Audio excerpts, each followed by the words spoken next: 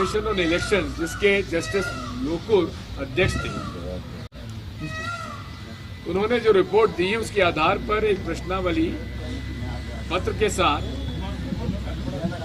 2 मई 2022 को election commission को दी गई, रिमाइंडर दिया गया, लेकिन आज तक उसका कोई जवाब माननीय चुनाव आयोग ने नहीं दिया। अभी एक रिमोट ईवीएम मशीन पर all party meeting election commission ने बुलाई थी और उसमें लगभग सर्वसम्मति से रिमोट इलेक्ट्रॉनिक वोटिंग मशीन के द्वारा चुनाव कराने पर असहमति व्यक्त की लोगों ने, और यहां तक कि जो डेमोन्स्ट्रेशन देना चाहते थे, डेमो देना चाहते थे, उसको भी मना कर दिया। देश में इस बारे में शंका है। हम ये नहीं कहते कि आप इसको बदलकर ये करिए, लेकिन ये पहले कहते थे ये स्टैंड अलोन मशीन है, लेकिन खुद वो स्वीकार अब करते हैं कि स्टैंड अलोन मशीन नहीं रही है, क्योंकि इसमें कैंडिडेट का नाम और सिंबल अब डाला जाता है थ्रू इंटरनेट। इसके साथ साथ पहले कहते थे ये वन टाइम प्रोग्रामेबल चिप है, अब उन्होंने स्वीकार किया कि मल्टीपल प्रोग्रामेबल चिप है। ऐसे अनेक सवाल हैं जिनका उत्तर माननीय चुनाव आयोग से हमको मांगना है। सभी राजनीतिक दलों ने जो यहाँ मौजूद हैं, उन्होंने इस पर सहमति व्यक्त की है कि हमें प्रश्न पूछना चाहिए, जवाब लेना चाहिए। हमारे दिमाग में एक भ्रम जो है उसे दूर होना चाहिए। ये इस बारे में चर्चा हुई है।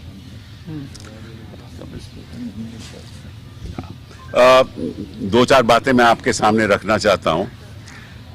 ये पहली बार नहीं है कि ये बातें हमने चुनाव आयोग के सामने रखी हों।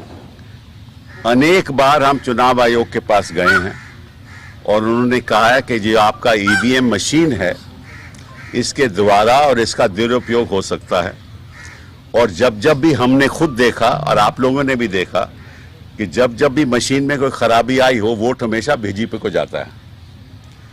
तो ये भ्रम केवल राजनीतिक दलों की बात नहीं है, ये भ्रम जनता पे फैल चुका है और आज तक चुनाव आयोग ने जवाब नहीं दिया।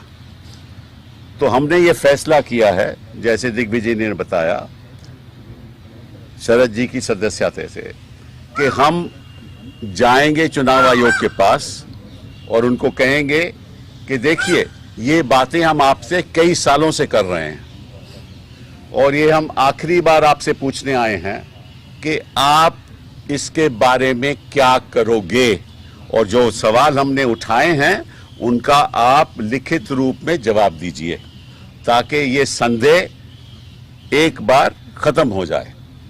किसी के मन में कोई संदेह नहीं होना चाहिए। और उसके बाद अगर चुनाव आयोग हमें ये नहीं बताता कि किस तरीके से ये मशीन और ये जो हमने सवाल पूछे हैं उसका जवाब नहीं देता, अगर वो ठीक तरह से जवाब नहीं देंगे तो फिर हम राजनीतिक दल फैसला करेंगे हमने आगे क्या करना है। I just want to mention that this is not an issue that has happened for the first time. We've been raising issues about the credibility of the process of voting through an electronic machine in this fashion. And many a time, whenever the machines have gone bad, we have always found that the vote goes to the BJP. Now, any machine in the world can be manipulated. Nobody, no science, the most expert person in the world cannot ever say that this machine or no machine can be manipulated. And it is a fact that no other country in the world, no other democracy in the world, whether it's in Europe or in the UK or in the United States of America or Germany, uses electronic voting machines for the purposes of voting. और अगर बाकी देशों में इसका इस्तेमाल नहीं होता electronic machine का, तो हमारे देश में क्यों इस्तेमाल हो रहा है? और इसकी and behind this is our concern that ultimately the fundamentals of democracy is one man, one vote. And if that one man, one vote can be manipulated, then the foundation of democracy is at stake.